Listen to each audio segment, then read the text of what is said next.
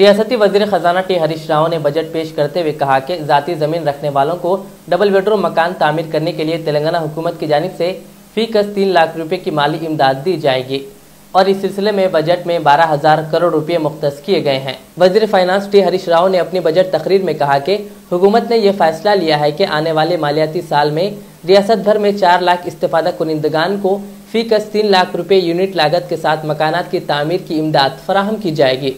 उन्होंने कहा कि रियासत के हर एक हल्के असेंबली में यह रकम 3,000 मकानात को दी जाएगी।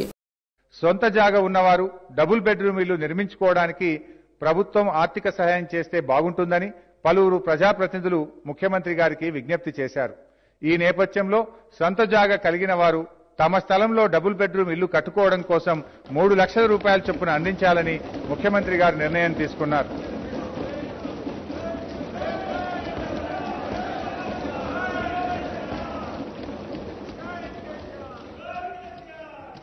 ఈ ఆర్థిక సంవత్సరంలో రాష్ట్ర వ్యాప్తంగా 4 లక్షల మందికి సొంత స్థలంలో డబుల్ బెడ్రూమ్ ఇళ్ల నిర్మాణం కోసం ఒక్కొక్కరికి 3 లక్షల రూపాయల చొప్పున ప్రభుత్వం ఇవ్వబోతోంది। నియోజకవర్గానికి 3,000 ఇండ్ల చొప్పున కేటాయిస్తోంది।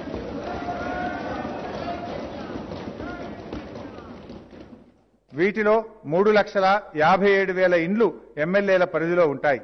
43,000 ఇండ్లు ప్రత్యేక పరిస్థితుల్లో నిర్వాసితులకు వివిధ ప్రమాద బాధితులకు కేటాయించే వీలుగా సీఎం గారి పరిధిలో ఉంటాయి।